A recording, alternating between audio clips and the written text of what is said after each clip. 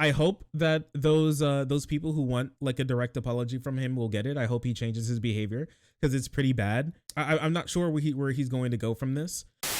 So, as a lot of you have seen, Andrew Callaghan at the moment is being accused of some very bad things, and we've been waiting to hear his side of the story, and it seemed like the day has finally come.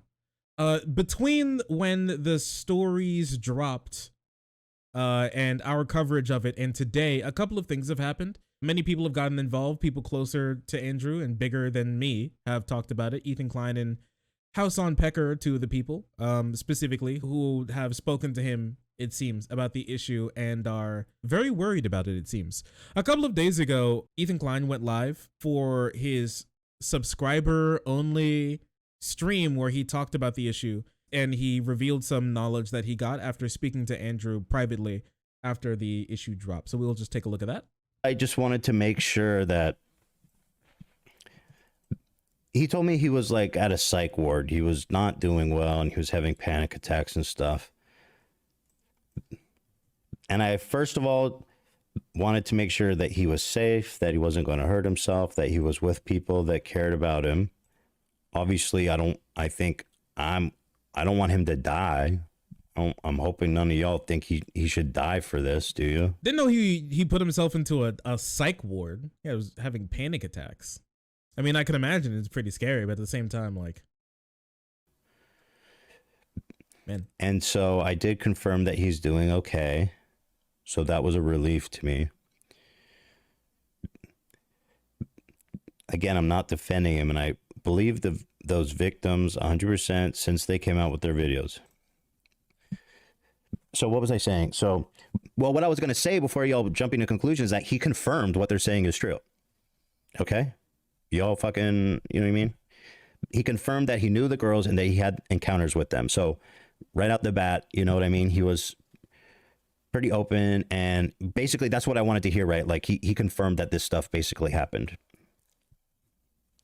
What do you mean he's gaslighting me? He literally told me. So already that's not, I mean, like, it's a good look that he's being truthful. It's a bad look to know that he's not really going to contest what they said, at least like the overarching things. I'm not sure if he's like not contesting the idea that he committed a crime against them that can land him in prison.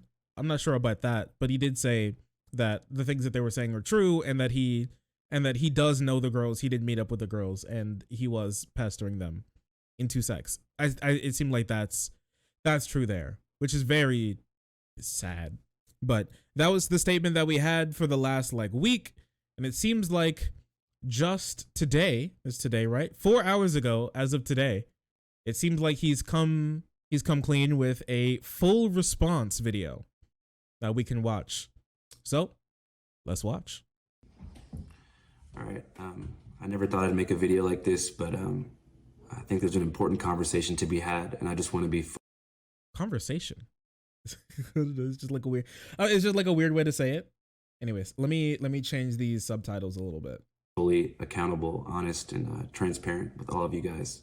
So I'd like to start by thanking every single person who's came out in the past week to speak about different ways in which my behavior has made them feel uncomfortable or pressured during a sexual situation, and to people who said that I've made unwanted advances and had a hard time with rejection. I'm sure this was not easy to do. It's never easy to speak out, and it was hard for me to hear as well, because to be honest with you, up until this point, I didn't even really realize that I had this pattern that had affected multiple people. I'd also like to apologize for my silence. I think that when this stuff first came out, I was in a state of denial and shock. I was, just riding the high from my movie that just came out, and then within 48 hours, I was denounced by my closest collaborators, and my name was printed in 40 different news outlets next to the words sexual misconduct, and I just kind of spiraled into a mental health crisis. I'm okay now, but I don't really think this is about me. This is about the people that I've affected. So I just want to express my complete sympathy, respect, and support for anyone who I've done wrong by. And I really want to do better and be fully accountable for everything that I've done. So that being said, I want to make a few things clear. I've always taken no for an answer. As far as consent, I've never overstepped that line. But I think I want to have a more nuanced and important conversation about. Let's see. So when this comes to the first girl, that's consistent with what the first girl said. Yes. I'm not sure if I can say he took no for an answer, if I'm going to be completely honest with you. It seemed like he took no for ask again, which is not no for an answer. That's no for ask again. It's very different, actually. So I'm not sure. Now, on like, the first girl did say that he did get consent, yes, but it wasn't like the correct type of consent. She felt pressured into it, which is not right and not like good consent, right? Now, with the second girl, I don't remember everything with the second girl, and that's why we have the little document I put together. Or it's not perfect. It just has like my notes down for what I remembered from from what the girl said. So this one was the first one, and then this one was the second one. Mean, creepy, and demanding. Didn't want to hook up. Propositions her for sex. She refuses. So she says no there. Asks for sex another, and then she says about five more times. So he just kept asking. He didn't really take no for an answer there. She invited him into the car and began to grope her, which is, I can't necessarily say that this is taking no for an answer, right? But he may be referring to just like full on genital touching, fluid exchanging sex, which I guess. But this is assault here. He told him to stop. He propositioned her for oral sex, right? And so the biggest thing here would be this, that she said that he groped her in the car, which would just be assault, right? But for the right, and then like the other ones, but those were the named ones. Wait, while we were like between now and our first time covering this, wasn't there another girl to come out? Does anybody know? If anybody could provide me with that video, I guess I could add it, if that's true that another person came out. And then there are these people, and then there are these people like the anonymous accusations. And I think some of them were that he had like sex with like underage people, but once again, those are like, some of these were like second and third hand accounts that I personally don't put too much weight into, but I wrote them down because they were accusations. Yeah, this person said that he raped their mutual friend, well, their mutual roommate, right? This was a first, right? No, this is a third hand account. Said friend lived with him. Oh yeah, my bad. Yeah, this is a third hand account. My bad. This is a person saying that they have a friend that lived with Andrew and said that he assaulted their like mutual friend. I'm not sure if, I mean, this would be the other like actual assault claim, lied about being on birth control claim. This is a first hand account. Oh yeah, and I added this one. This is one that you guys didn't see, but I'll put this here, and whenever you want to go through, you can, if you want to read it yourself, you can pause it and then you can read this bad behavior accusation. It's not a assault accusation. It's just a really shitty behavior accusation. Same with like a lot of the other ones. But this one's a first-hand account, and it happened to them. This being said, all right, being sexually aggressive, yeah, getting girls drunk, things along those lines. Let's see. Power dynamics, pressure, and coercion. Because, like I said, I think for a long time, I was behaving in a way that I actually thought was normal. I thought that, going home from the bar alone made you a loser. I thought that persistence was a form of flattery. And I thought that, if at first somebody was reluctant, they're playing hard to get, just try harder. And if you think someone's feeling you, make a physical advance and see if they go with it. And I think that, especially I realized when so many young people, especially young men, rushed to defend me when this stuff first started coming out, that this type of sex pest behavior is normalized. And a lot of people think this stuff is normal when I don't think that it is. And I think that I want to be fully responsible for not having a fluid understanding of consent and what enthusiastic two-way consent looks like. That being said, a lot of the things that have been said online about me are not true. A lot of things are missing really important contextual information that I think would change people's interpretation of a lot of these situations, but I'm not here to invalidate anybody's lived experience. If you feel pressured, that's just what it is. I hope that young people and young men in particular. Where is this doc? Would you guys want this? Do you guys actually want this document? Well, actually, I mean, I guess, so like, I was planning on releasing it. I kind of like held it back for a while and didn't. But everything here, so all of these are hyperlinks linking to what was said, or like in linking to the like closest to first-hand source for the person who revealed the information as possible. So yeah, you see all the links here for like all of the stuff that you remember, and the Twitter links here for all the stuff that we looked at. Okay. Oh. Good. Nobody says they wanted it. Okay. I mean, it's good that he's like, don't defend me on this. It's good that he's like, yeah, young guys need to not act like I did. It seems okay.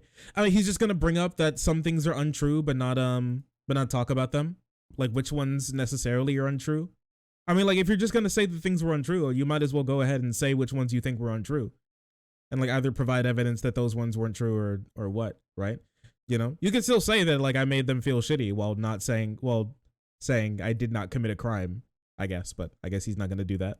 I don't know. I mean, like in this situation, from like I guess his perspective, I mean, there's not necessarily like, I mean, there's no win here, right?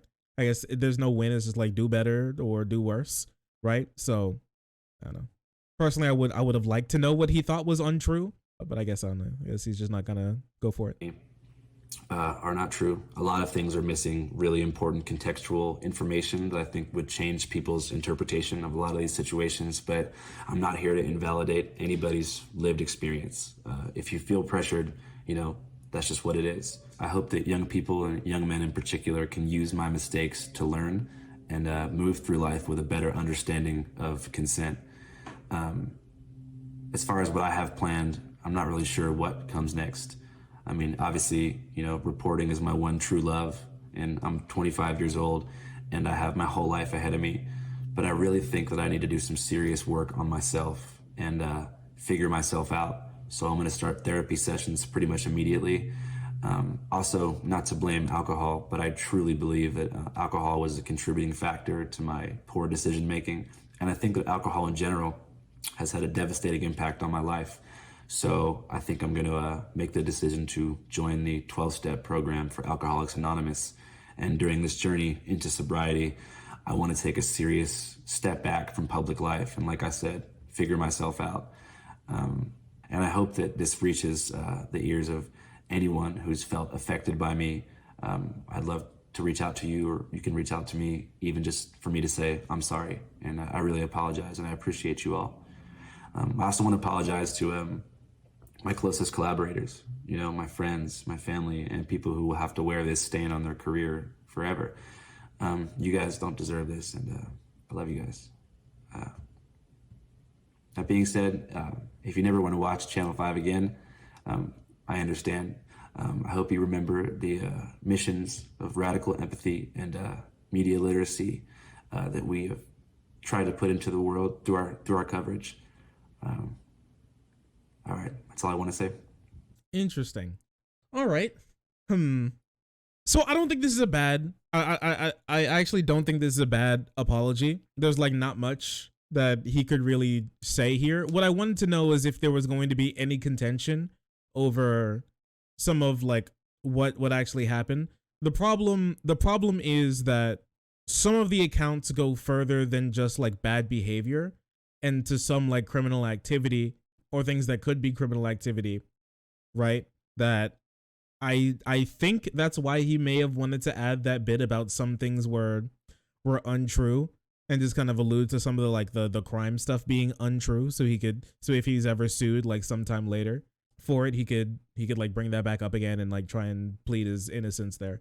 I would imagine, you know, you gotta, you know, when being accused of something so actually drastic, I mean, I get it. Still not forgiven though. Fine.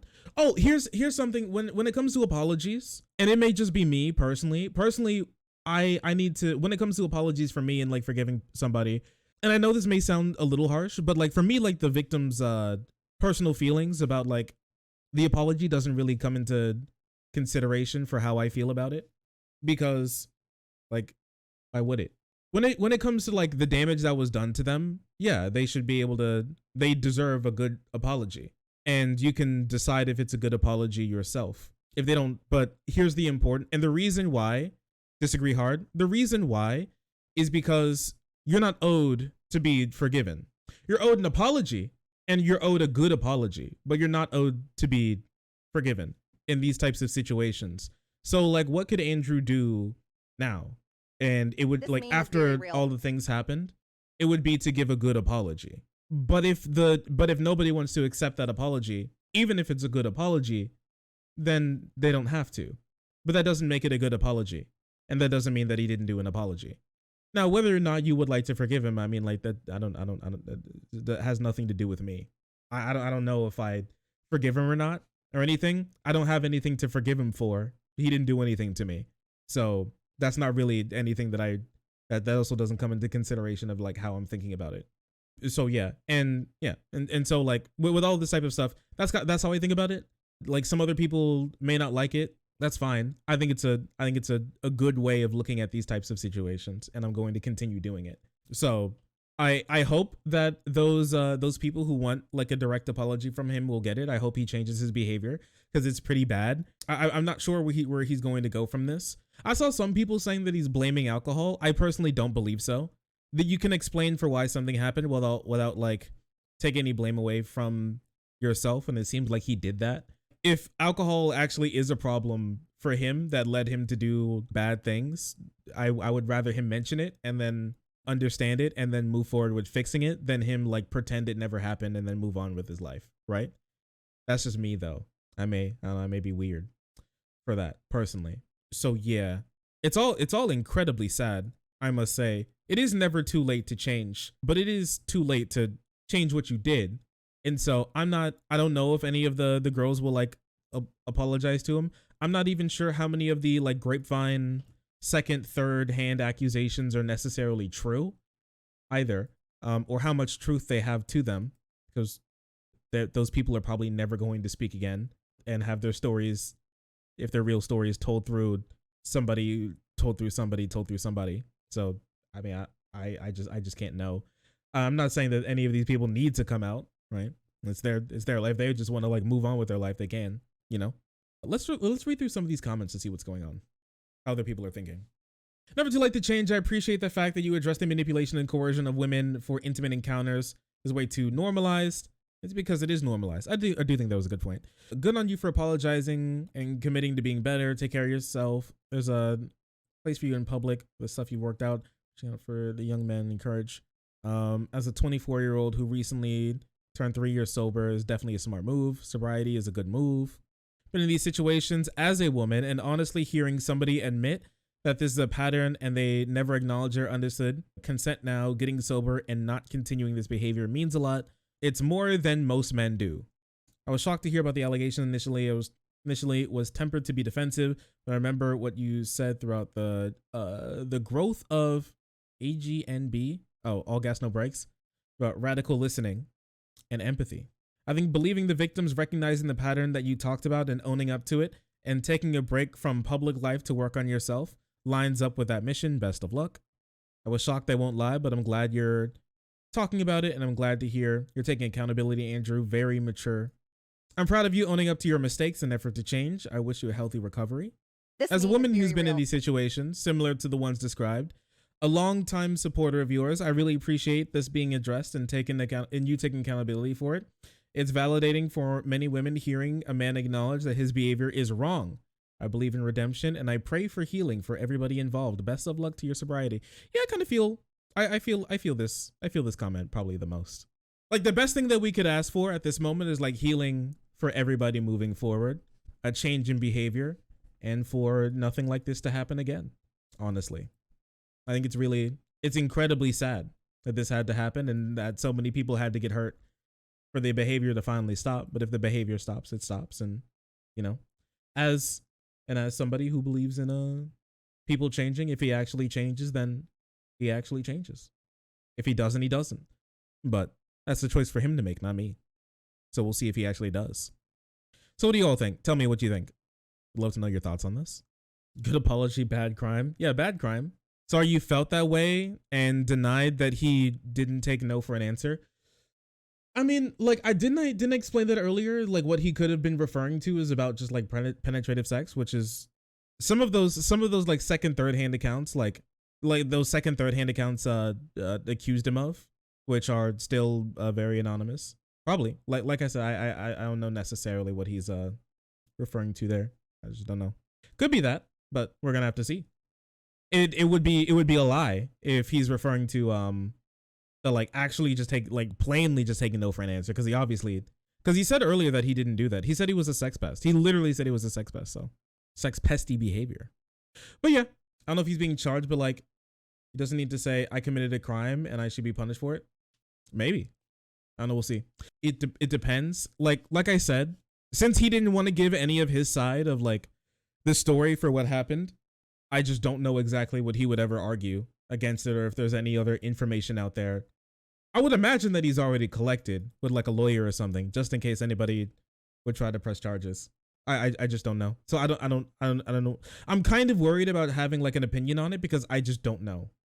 You cannot place yourself in jail. No, it would have to be, if none of the girls wanted to press charges, I guess if they felt like they had like the ability to press charges, they'd have to wait for, well, they'd have to do it, or like the states would have to charge him themselves on behalf of them, which I highly doubt they would do, because if those girls don't want to be a part of the prosecution, then the prosecution will have no information to charge him with, which means that they'll lose.